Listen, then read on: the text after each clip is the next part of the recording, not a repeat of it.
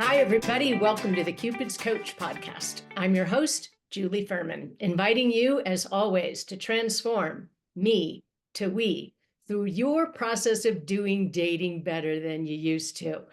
Big treat for you today. I have my good buddy and colleague with me, Marc Katz. I've known him forever, since 2003. Marc Katz, welcome to the program. I'm honored to be here with you again, Julie. I know this is the second time, and it's just a small group of you who've been on the second time. Carol Allen, some of our. You attract good talent. Yeah. Well, what did you start doing in 2003 that brought you into my world? I wrote a book about online dating before anybody else had written a book about online dating, and created a website writing people's online dating profiles called eCyrano. And from that, turned into an online dating coach, then a dating coach, then a relationship coach based on the demands of my clients. So now there's thousands and thousands of dating coaches, but back in 2003, I was certainly one of the only ones. And you chose a really important niche. What's the niche that you chose to focus on? I work with smart, strong, successful women who have everything but a partner. Perfect. We're going to do a fun little way of doing interviews today. We're going to do conversational quickies. And so, because I have more questions for you than we probably have time for. So I'm going to fire some questions at you because you've seen it all. Between you and me, the two of us have seen pretty much all. No doubt. And I'm dying to know what you have to say to some of these questions. So one of my questions has to do with strong, successful, powerful woman. What is it that generally this group of women might be doing in dating that isn't serving her and isn't working? Your little quick answers, things are gonna get me in trouble. These answers require greater nuance than 30 seconds, but and we could factor in a few things. Number one, if you're a 95th percentile woman, there's certainly the perception that you can only date the 5% above you. So right now you've got a really small dating pool right off the bat. There's the fact that that dating pool doesn't always necessarily want to date you in return. A lot of those men who are smart, strong, successful men don't necessarily want to date the female equivalent of themselves. And then when you find someone who is the male equivalent of you, you have a lot of friction. You're very similar, often both in your masculine energy. And it looks great on paper, but it doesn't always work practically. So that's three reasons off the top of my head. Great. So related to the second reason, that sometimes a big, strong, powerful, masculine man isn't looking for his, as you've called it, clone. He's looking for his complement, not his clone. That's your term. I've been quoting you forever. I'm grateful. Thank you for spreading the word. Yeah. So, I mean, what are the reasons why women who are super strong, successful, why do they think they need to be with the guy who's even bigger and even stronger? Yeah, I mean, I'm not I'm not that concerned with the why. The why is an interesting question. I'm just gonna say from our years of work, if there's a woman who makes $300,000, she wants a guy who makes $301,000. If she's 5'7", he's got to be 6 feet tall. So there are these rules that are self-imposed, and they might stem from biology. I need more attraction. I need a guy who's more man than I am, so I could be in my feminine. I need a man who could support my lifestyle and keep up. Most men are intimidated by me. These are not nonsense concerns. These are very, very real things. The problem is the thing that we led with. If you insist on dating only that way, it decreases the dating pool to 0.01%. And that's a challenging place to start. Yeah, I love that. I wish people really knew the statistics because they would realize how important it is to stretch on areas of secondary importance. Why don't we give them the statistics? Go for it, Evan. Give us some scary statistics. It's not scary. I think if you went to your doctor and the doctor said, here you have breast cancer. Here's what you could expect. You caught it in stage 2. Here's what you could expect. You want someone to tell you the truth. So the truth is that 10% of people, again, loosely, you could Google it. 10% of people make $100,000. 5% of people make $200,000. 10% of people have master's degrees. 35% have bachelor degrees. Maybe 2 or 3% have doctorates. Um, uh, if you're Jewish, only 1.7% of America are Jewish. So when you multiply all these numbers together, only 14% of men are 6 feet tall. Half of men are under 5'9". So when we layer all of these things on top of each other, 10% times 20% times 50%, those numbers just go down and down and down and down. And so now I need the 6 foot tall guy who makes more than I do, and I'm a corporate lawyer who makes $250,000 a year, right? And that's before we get into any of the things that determine whether he's a good partner: kindness, consistency, communication, commitment, character. So no one is telling you to date someone that you're not attracted to, that you don't respect, who doesn't have a job. But sometimes we get so caught up in the he has to be more me than me that matchmakers certainly have a really hard time with that. Yeah, we do. And that's the reason why from the very beginning, I made sure that whether people were spending a whole bunch or not anything at all, I would take the time to get them fully registered with me, because the guy who's in the hot seat like that, he's got all these options. Well, they get spoiled rotten and they have lots and lots of options. And so what do? They start dating hotter and hotter and younger and younger. And before you know it, they're 52 and forgot to have kids because they've been Uh-huh. on the treadmill, right? I know a bunch of those. Yeah. So, one of the articles that you wrote, or maybe it was a webinar or something that you did, was related to chemistry. And you said chemistry doesn't matter. So I'm curious what you meant by that. Maybe it was just something to get our eyeballs, but Yeah, I couldn't imagine myself saying that. So I don't want to disavow something you found on the internet, but you can't believe everything you read on the internet. a cute little tagline to get us to pay attention, and I did. But tell me, what is your understanding of chemistry, and how does it change over the years? You and Bridget have been married, what, 16. 16 years. So how is chemistry different today than it was in the first month?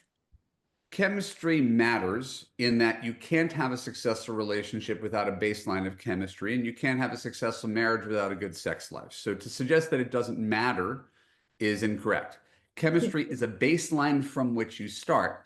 A good relationship 10, 20, 30 years down the road is not going to be a good relationship because of chemistry. There was a really wonderful study by Northwestern a couple of years ago that said all the things that we're attracted to early in relationships: chemistry, common interests. I'm Catholic, he's Catholic, we both like bowling.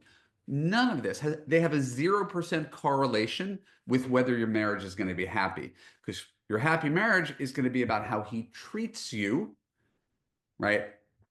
When you're in a good relationship, sex is the icing on the cake. In a bad relationship, sex is the cake. So it's not that chemistry doesn't matter. It's that if you look at your whole life, think about the 5 men that you've had the most chemistry with in your entire life. Are you with any of them right now? Nope. So it's not that it's bad or wrong or not. It's a wonderful feeling. According to the Wikipedia, Helen Fisher, the biological basis of love, chemistry, as we know it at the beginning of the relationship, has a half-life of about 18 to 36 months. And so then after the new car smell wears off, what are we left with? And that's really what we're talking about. So dating and relationships almost don't even resemble each other. It's like the audition versus performing the job. And there's lots of people who are good at auditioning and don't make for good partners. Very well said. Um, Sorry, you I'm know, so verbose. I can't help. no, you're doing great. Um, One of the questions that I found when I looked up Marc Katz was, how can you tell if a man is right for you in the long term? Hmm. Say about that. I say that, contrary to popular opinion, uh, I'm just figuring out how to say this more. Women are more sensitive, intuitive, feeling creatures in general than men, and they're also more likely to ignore their own feelings.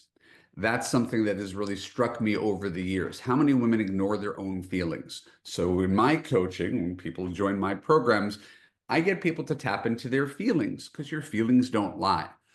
How many women do you know, Julie, were married for 25 years, right, to someone who did not make them feel important, valued, cherished, attractive, respected, right? A Knew lot. that within the first year of dating, Hmm. still managed to get married, have 3 kids together, right? But they just ignored that feeling.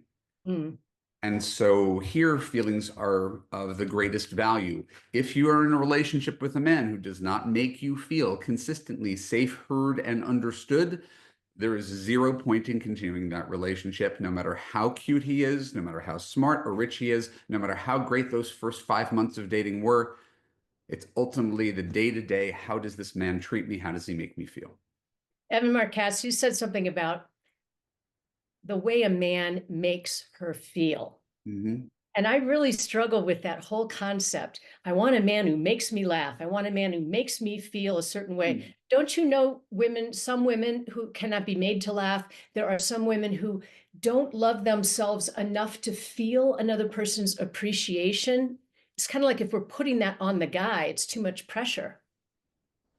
I think it's a symbiotic relationship. I mean, there's the limitations of matchmaking, the limitations of dating coaching. If someone has childhood trauma and can't receive love, that's a greater ball of wax. But what we can do is take people who are either anxious or avoidant and show them the behaviors of secure people.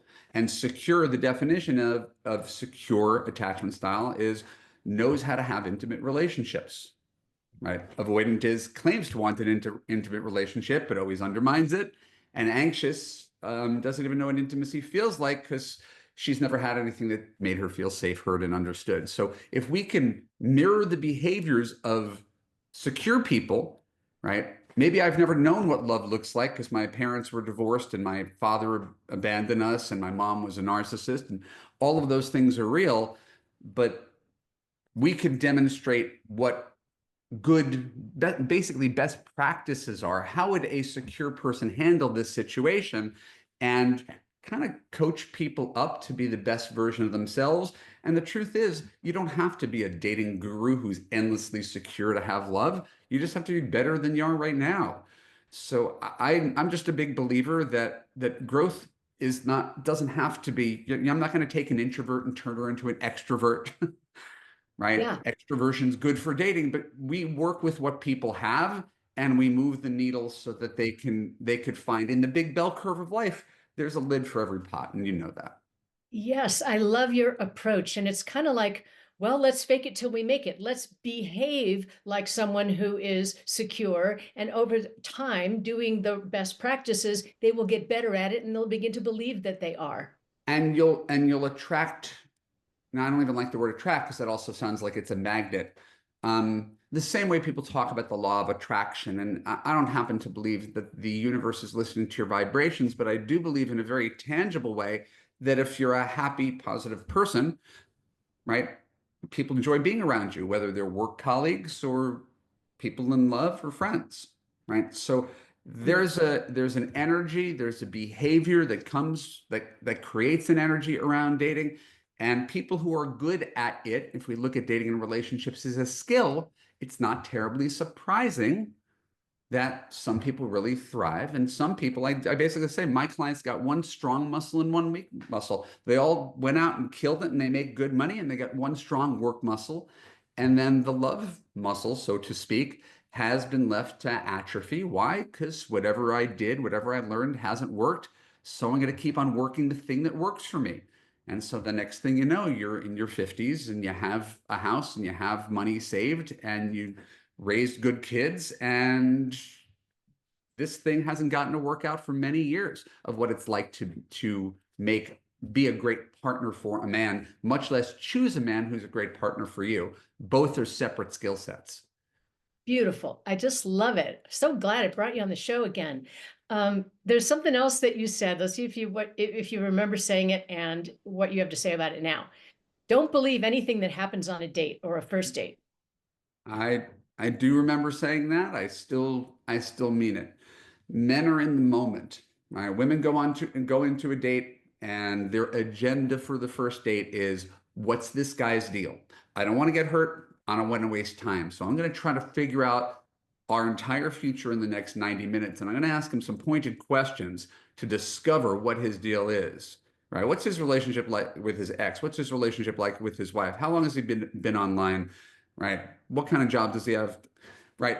So it's an interrogation, right? All with the agenda of don't hurt me, don't waste my time. Men don't come in with the same agenda. Most men's agenda is to go into the date if he's secure with, I hope she's nice, I hope she's pretty, and she looks like her photo, and I just want to have fun tonight.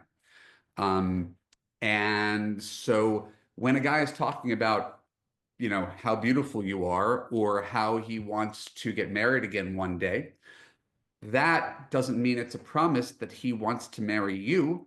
You're just the person he's talking to. So people tend to take things that happen on dates really personally, where if we just sort of understand that men are in the moment, they're not necessarily future pacing the relationship. It's his job to be a great first date. So a guy could be an amazing first date, and it doesn't mean he wants to be with you or that he's going to be a good partner. So we really have to let the dating process play out over the course of a good 4 to 6 weeks before you could really evaluate whether a guy has relationship potential. If you try to rush it or figure it out sooner, you're likely going to make a mistake. There's only so much you can glean in that first hour and a half. And so I don't pay too much attention to first dates. It's an interview. It's not your future. So if it's going to take 4 to 6 weeks to really determine if this person has potential for relationship, at what point should intimacy and sex be introduced? I think intimacy, and I should use my terminology properly. I think it should be introduced immediately. Intimacy. I very much believe in kissing at the end of a great first date. It cements the date, makes people want to come back for a second date. If you're not that person, I'm not telling you you're wrong. I'm saying you will find it very effective if a guy tries to kiss you at the end of the first date. If you want to see him again, kiss him back. It works better than pushing him away. And then I encourage my clients to engage in foreplay, the lost art of foreplay, the kind that you might have used in junior high school or high school, to go around the bases for a few weeks. So if you go out with a guy twice a week for 4 weeks, you can do more and more stuff and have platonic dates in between, still not have sex, and in that time evaluate, because he doesn't even know. That's the other thing we have to mention. Men look for sex and find love. So he doesn't even know if he wants to be your boyfriend, right? All he knows is he wants to sleep with you. He needs more platonic time to figure that out. So your job is to gather information, build trust, see how he shows up, not just on the date, but in between the dates. And sometime in that first month, you're both going to get a sense as to whether this is escalating, right? If it's escalating, he's going to lead the charge. I want to take down my profile. I want to be your boyfriend.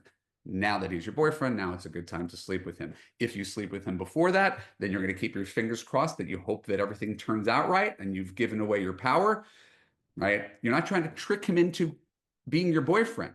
You're basically telling men, I call it sexclusivity. You're a great guy. I'm really attracted to you. I'd love to sleep with you. I just don't sleep with guys who are actively looking for other women online. You can understand that, right? And he'll be like, yeah, I guess so. So if what we have is real, and we'll know that in a few weeks, you're in for the night of your life. So you're setting a boundary. You're telling him he's attractive. You're telling him you're not prudish about sex. You're telling him you can continue to have fun. I just don't sleep with guys who are still active on Bumble.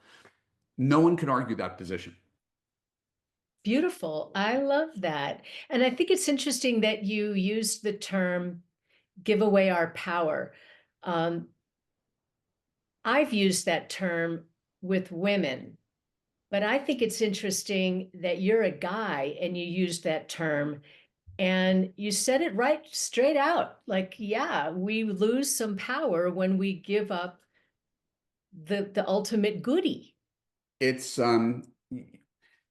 everything is human relationships, and my central metaphor of my love you coaching is women are the CEOs and men are the interns. The problem is most women don't operate like CEOs, they operate like interns. The intern says, oh, this is a great company, What will it take for me to get the job? Oh, you want to sleep with me on the third date? I'll do that to get the job. And you actually have it backwards. You're the CEO behind the desk. He's the intern who has to court you and demonstrate to you why he's worthy of you over a month. And that is when you take down your profile and sleep with him, when he's put in the time to earn the job. So this is not a anti-sex screed or sex negative take on things. There's just the very obvious thing that if a guy will sleep with anybody on a first date or a second date or a third date, you're going to have to deal with the fact that a good percentage of the time you'll sleep with someone who where it doesn't actually mean anything. You might never sleep with someone who you don't like, but he would. So then you're sitting around waiting for the phone to ring, waiting for him to call, waiting for him. And now I've been sleeping with this guy for 3 months. I don't know where this is going. It's much harder to extricate yourself from a situation. You've been sleeping with a guy for 3 months.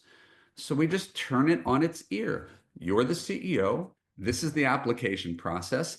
If he does everything right, he has an opportunity to sleep with you. If you sleep with him too soon, you don't have much leverage to renegotiate that contract. Why would he take down his profile? Why would he commit to you? Why would he, he doesn't have to. He's already demonstrated to you that you're willing to sleep with him after 2 dinners and 2 drinks. And so again, there's no morality behind that. There's no shame. I've done it. You've done it. Like there's nothing morally wrong with doing it. I don't find it a very effective dating technique. All right. As long as we're talking about the sex part, let's talk about the money part.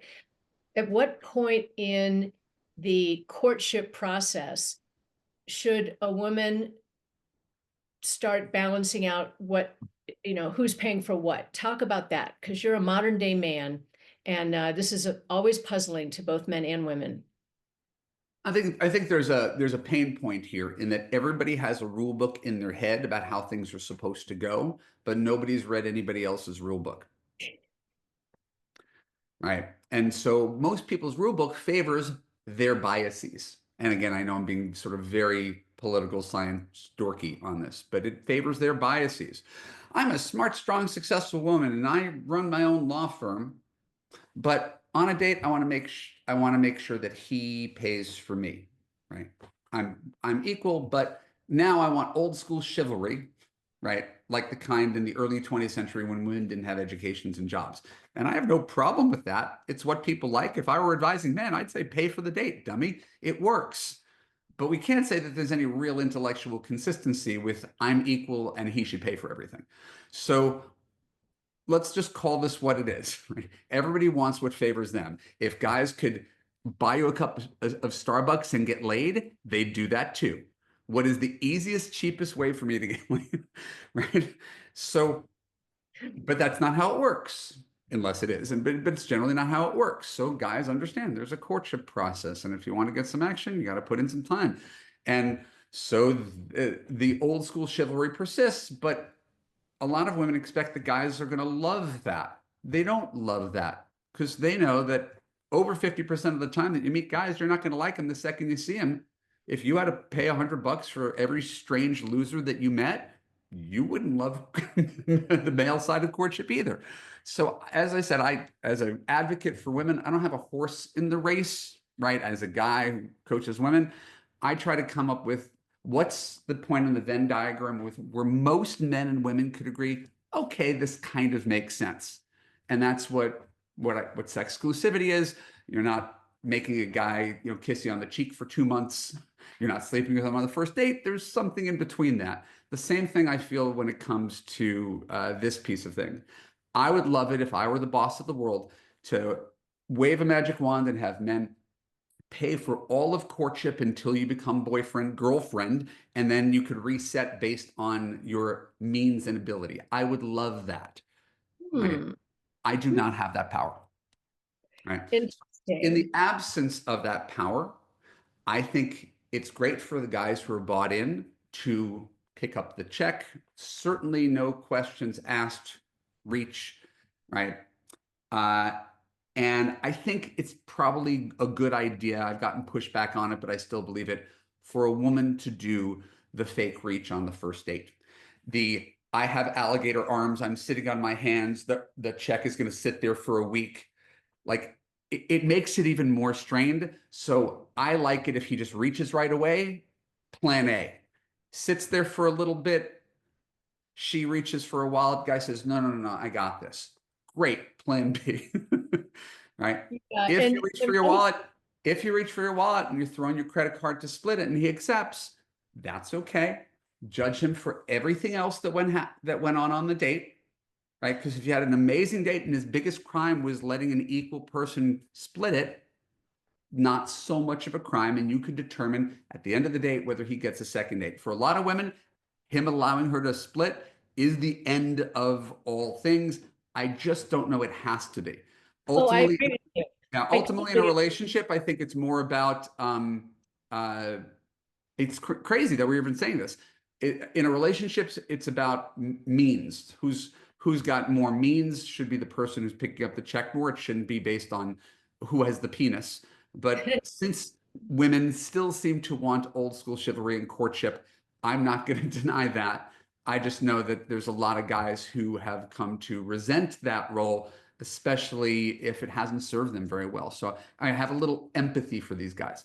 I do too. I definitely do. And what I'll say to women is, look, if you offered, if you did the reach and he said, wow, that's amazing. Sure, that'd be great.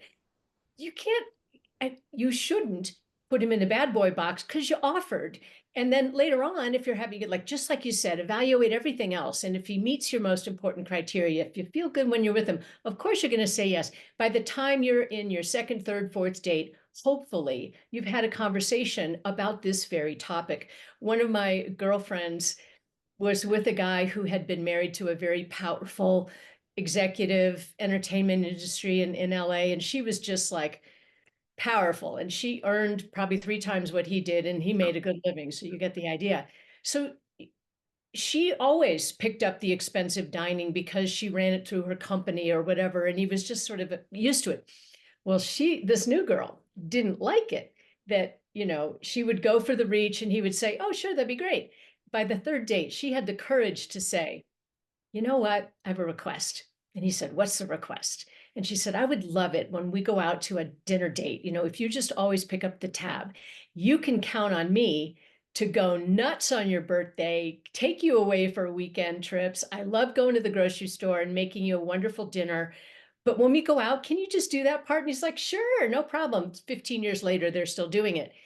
And then the other part she trained him on was opening the car door because she likes it. And his wife was like, no, I'm in the restaurant before you even give a thought to opening up my car door. So this girl just sat there waiting for him and he didn't come. And then he eventually looked out the restaurant. He sees her sitting in the passenger seat of the car. She gives him one of these, right? He comes out, he opens up the door and she says, I just love it when you open my car door for me. Do you think he doesn't open her car door all the time? I don't need my car door opened. I want to get in the restaurant as quick as you can. The only caveat I'll add to what you said is that there's something about, in a relationship, a marital relationship, it's important to set boundaries. It's important to speak your needs, that kind of thing. A good partner cares about making you happy and will endeavor to do so. I think in early phase courtship, it becomes a little premature. I don't want to go on a second date and have someone tell me what I'm doing wrong. It may be great that you like it, but like it's a little too soon. I didn't ask you to criticize my dating ability. And again, if you flip the roles around and a guy said, here's what you can do better, lady. It doesn't feel as good, the boundary setting, if it's done without his buy-in. When a guy's crazy about you, my wife said to me when we just became boyfriend, girlfriend, she'd call me at 5 o'clock as soon as she was done with the workday. I'm an entrepreneur. I'd work a little bit longer than that. So she'd call me at 5 and I'd be really annoyed.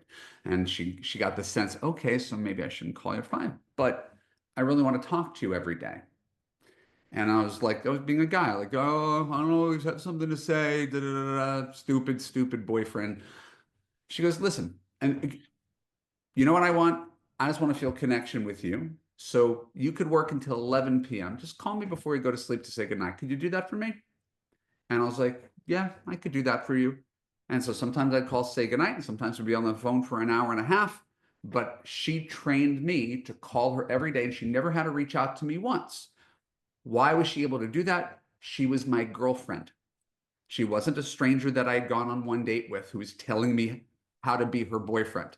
So I think once you've earned that, once he's earned that, once you're in a place where it's clear he's committed to pleasing you, otherwise it's unsolicited constructive criticism. Probably not going to go very well. But I mean, we've all had, again, I don't know if you remember dating, but I remember having a date once upon a time with someone I was so attracted to. She was so smart, and she just kind of came out and told me, you're really difficult. You're really argumentative, right? And I was like, I mean, yeah, but who asked you? Like, this doesn't make me want to go out with you again. Thank you for your observation about my flaws. I'll take that under consideration. So I think sometimes people, under the guise of, I'm just being honest here. I remember, again, we have a mutual friend, and he and I have actually gotten really close, Jonathan Asley. Oh, yeah. So I had him on my podcast once upon a time, and it was a failure on my part because I argued with him. He told me his dating technique was to go on a first date and tell every woman he's best friends with his ex-girlfriend, and if you don't like that, too bad. Right? And I was like, and I still maintain it's a terrible idea. It's like a terrible idea. You're allowed to tell the full truth and nothing but the truth, but maybe you don't get a second date because of that. So Yeah. maybe just try to play a little bit more neutral at the beginning until someone's made a greater investment in you.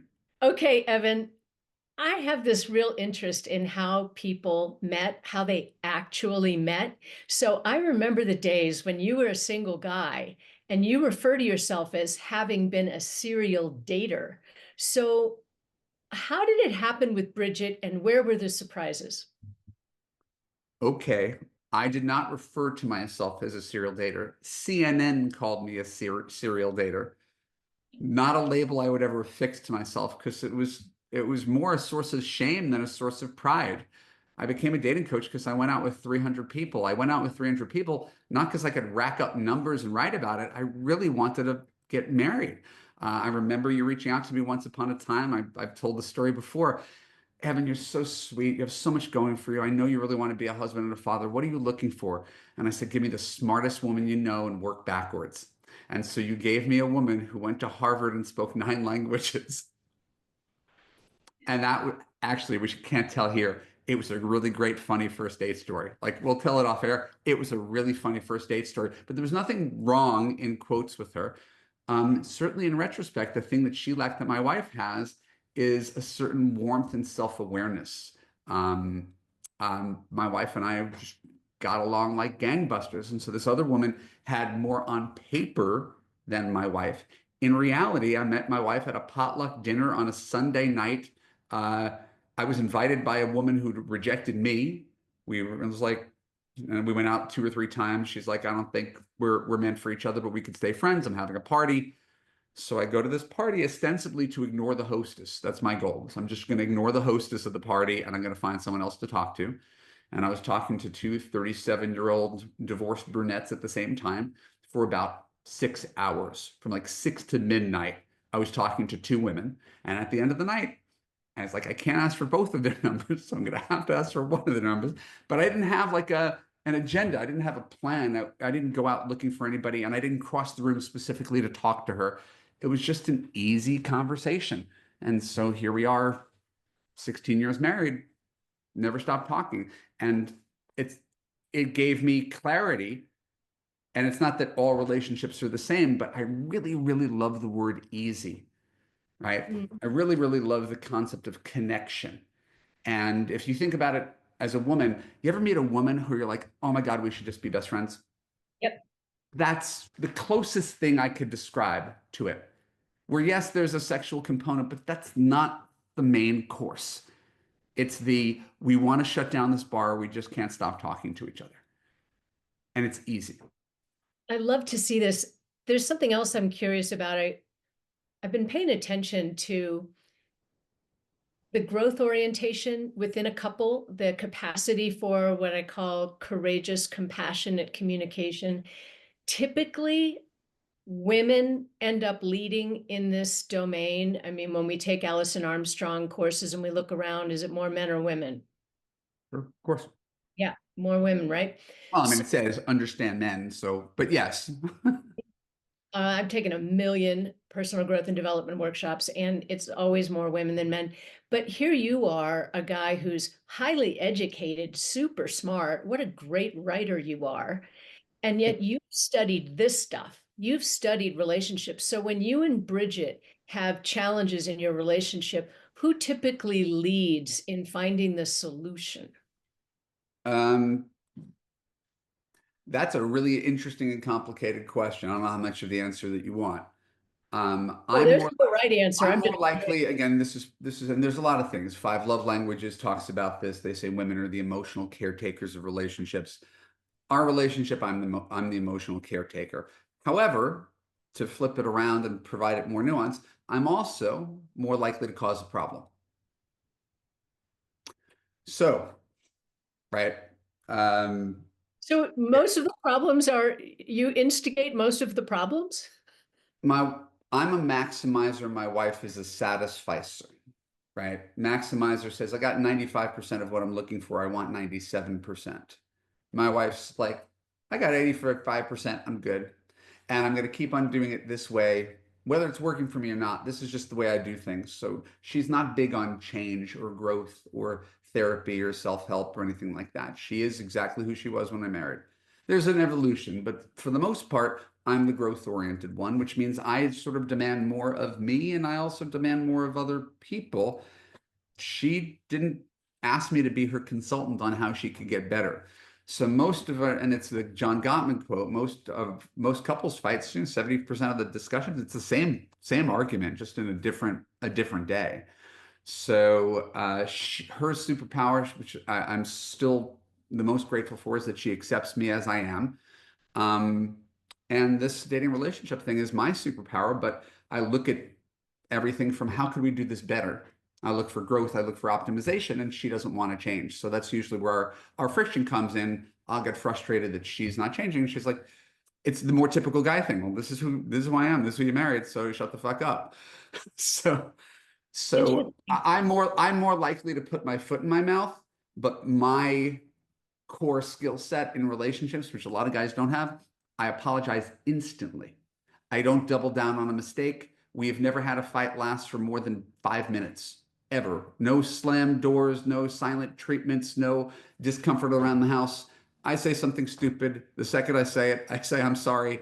We reset, we get back on track. So we're not a better couple than other people, but we have good conflict resolution skills because she's by default sort of a natural at relationships. She's a consensus builder, kind of easygoing, seeing things from multiple points of view. And for a guy, I'm more likely to be sensitive, even if I do all the same stupid things that other guys do. I'm more likely to get out of my own way when it comes to repairing the relationship. Beautiful. She's, energetically, Bridget's just chill. You're like kind of high strung and she's chill. She's chill. That's the funny part. She's chill when you meet her out socially. She's really happy-go-lucky, easygoing. If you're internal and she's running the house and with the kids, like we joke about her internally, me and the kids. She's like Claire Pritchett from Modern Family or Monica from Friends. She is the type A, detail-oriented, that's the role she's taken on as mom. So in the family, I'm the I'm the more fun one. She's the mom who's got to keep everybody on track, and she's very much in her masculine there. So who she is was when she was single, right? When we dated, she was probably, for lack of a better term, 30% masculine. In our marriage, she's closer to 50% masculine, right? And the relationship has to change to accommodate that. Part of the reason that dating and relationships are two very different things. Yeah, and it explains a lot about the complaints that I hear from men that, their relationship with their wife changed once she was a mother and had this responsibility. Dr. Pat Allen used to talk about that people will refer to mothering as nurturing, as a feminine thing. But no, she said the only thing about having children that is feminine is the act itself. After that, she becomes a man in the domain of the motherhood thing. Yeah, it's taking care of business, right? And you may be serving other people, you may be putting other people's needs first, but it's very, very organized, task oriented. It's not a receiving thing. You're giving to your kids and making sure that they don't get hurt, that they get fed, that they get to their places on time. And so it's not terribly surprising that a lot of women, A, find themselves in their masculine energy after years of mothering or workplace, B, want a guy who could push them back into their feminine energy so they can be more receptive for it. And then C, find this conundrum, oh, the masculine energy guys are usually too selfish and not sensitive enough. And the other guys are not strong enough for me. And so that leaves a narrow lane for dating. And that's why you and I still have businesses, is there's a lane, right, where that masculine and feminine meet. But most people tend to vacillate between the two extremes. And women, if you're listening, you'll know, you'll discover there's too many guys who say they can't handle me, they're intimidated by me. Okay, those guys are too weak for you. We're not talking about them. But then there's the guys, and they're the sun, and they want you to be the planet revolving around them, right? That's the alpha. And you don't really want to be a planet revolving around a guy. You want a guy who's more likely to make you the center of his world, and that's a slightly different guy. So I'm giving long answers now. I'll stop. No, But I love it. I love it. Allison also talks a lot about accountability, and it occurs to me that in your relationship with Bridget, she's accountable for those children, their homework, making sure there's milk in the fridge. It's her domain of accountability. Am I right? yeah, we fell into a traditional marriage where I was the sole breadwinner, and she opted out of she had a job for 16 years, but she opted out, and we called it eternity leave. She went on maternity leave, and then another 3 months of maternity leave, and then it became eternity leave. And now our kids are eighth and sixth grade, and they don't need the same amount of day-to-day mothering, right?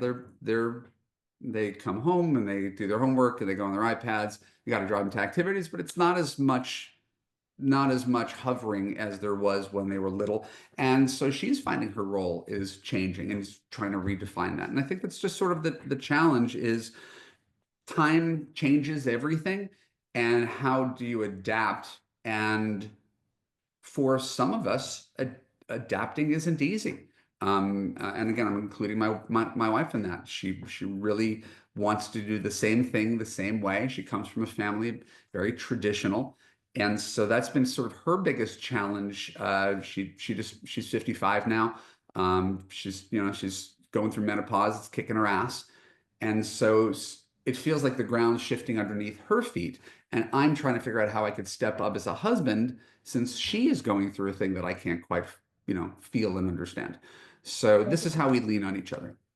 Beautiful. I've always admired your relationship. It's fun to ask questions about it. Now, another topic altogether, the last one I want to dig into, and it's related to online dating and the apps. And, we're hearing over and over again right now that they are losing steam, they're losing money, they're losing subscribers. People have pretty much had it.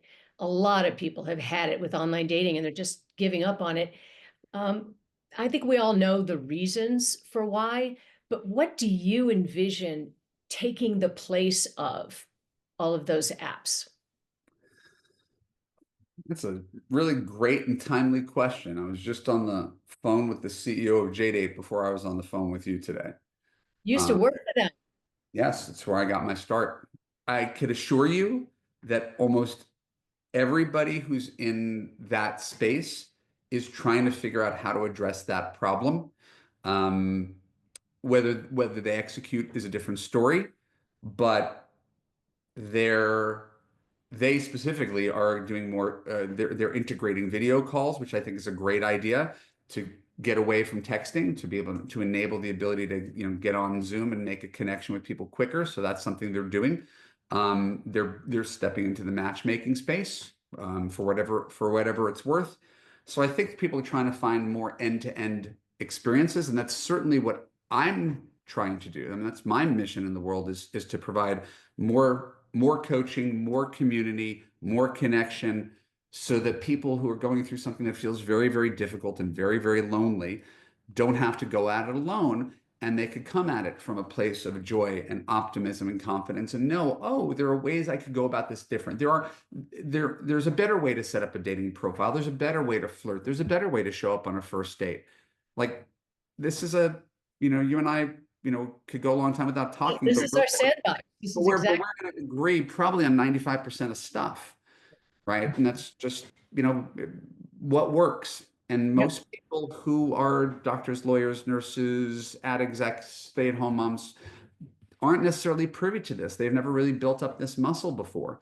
And so I think dating sites are recognizing the dissatisfaction with the product, and are trying to fill in those gaps however they can.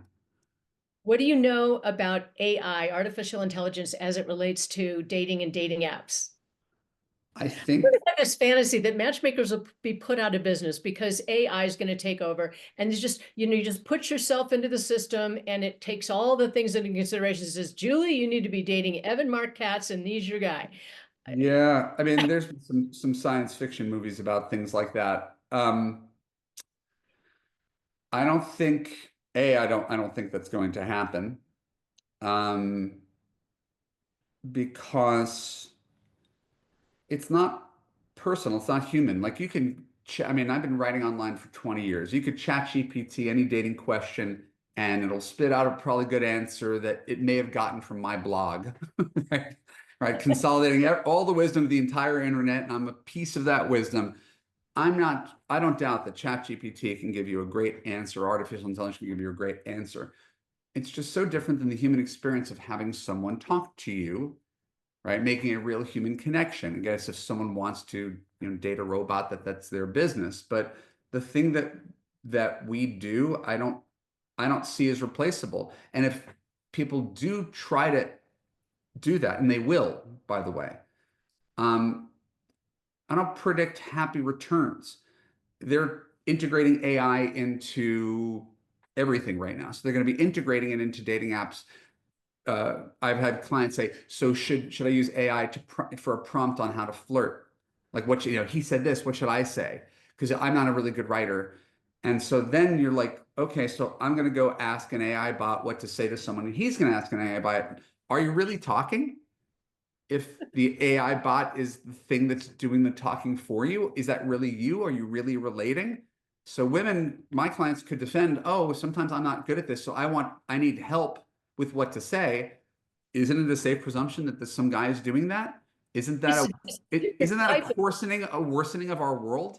Yes, completely. It's a different type of e-Cyrano, right? I envision like somebody with a little earpiece, and they're on a chat, or they're having their video chat, and Evan says, "Tell me more about where you went to college or something," and then the guy, the robot in my ear is saying exactly. It's just Right. nice. No, I mean, and we even talked about that on our last call. The idea of sort of getting on the video call and giving people prompts to talk about. Now, I've gone a whole life, I've never had to prepare for a phone call. Right? Like, I just like I understand why people feel they need to, but you don't. What people need to do is orient themselves for the kind of conversations they have. But they don't need prompts for conversations. You never needed bullet points to talk to your mom or your sister before. So why make dating into this weird thing where you got to prepare for it like you're preparing for a board meeting?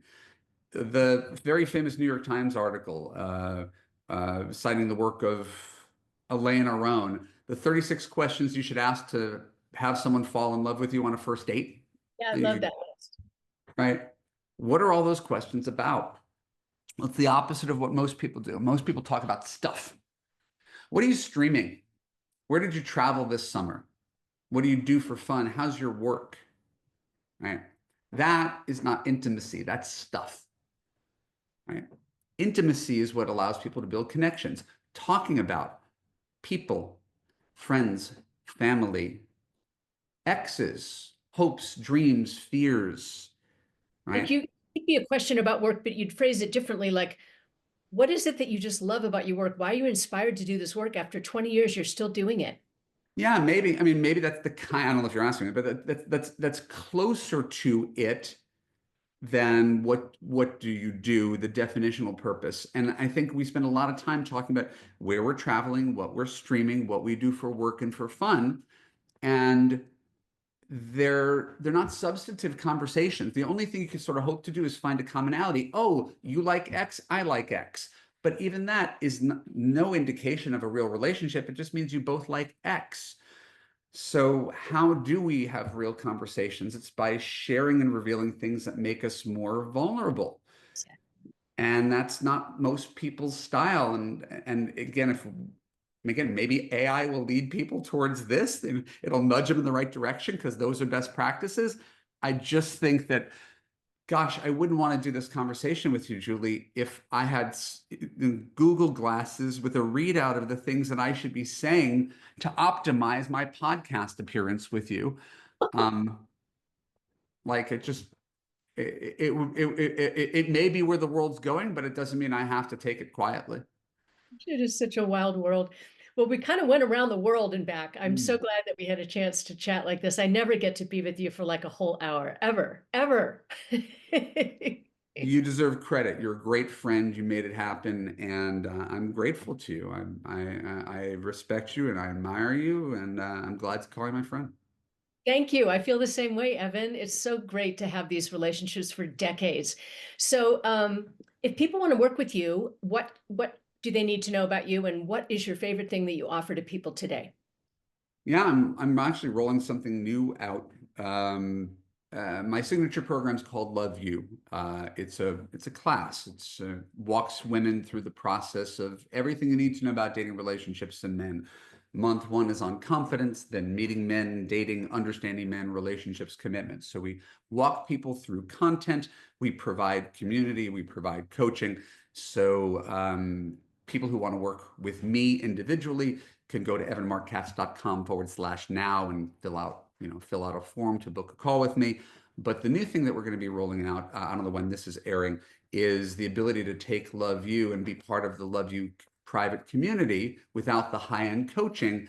That's something I'm really, really excited about, which is making this material accessible to people, not just the women with a ton of money. So we're making this more accessible to people than it's ever been before. It's always been sort of paywalled and came with the sort of the high-end coaching. So if you're curious about getting on my mailing list or learning more about this opportunity, you can just go to evanmarckatz.com and put in your name and email address, take a quiz. We've got a quiz, you know, about basically why women have broken man pickers.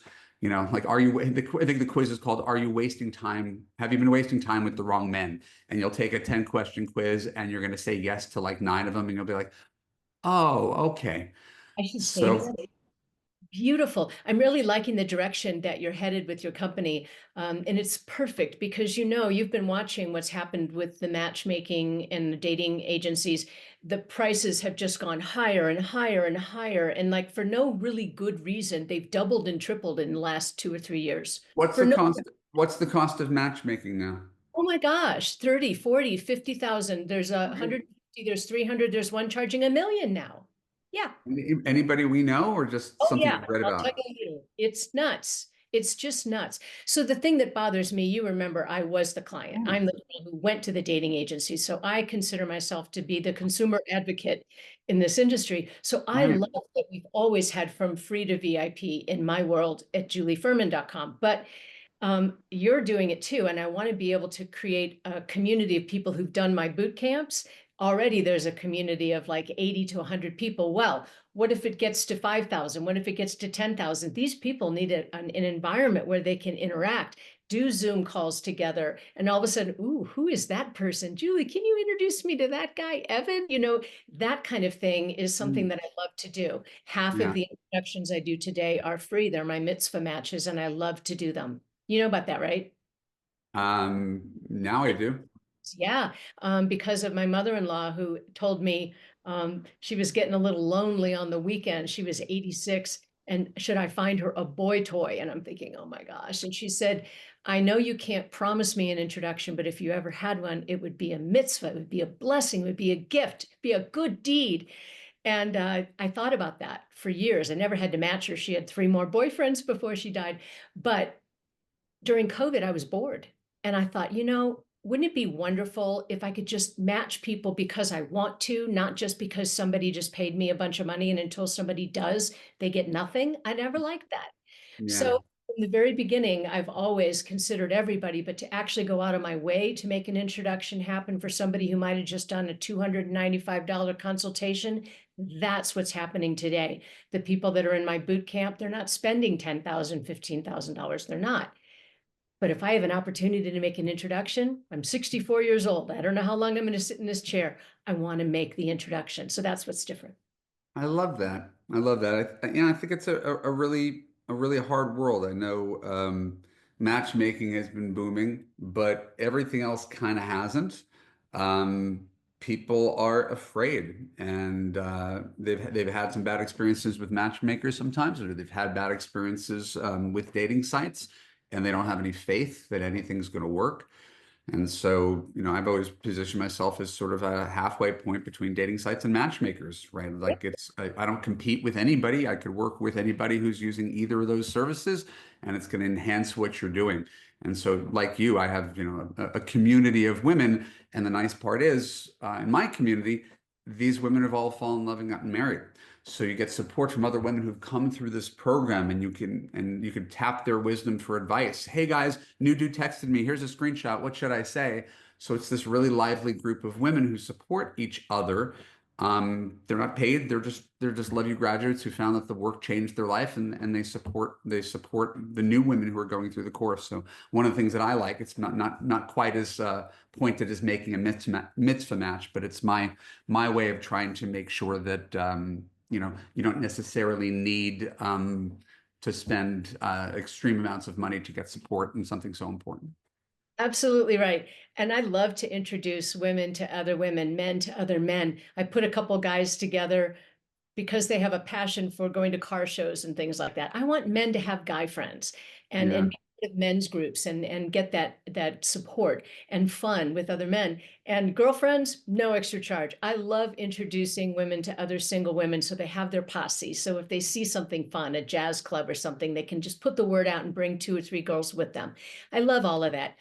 Evan Marc Katz, I love you. Thank you for doing this.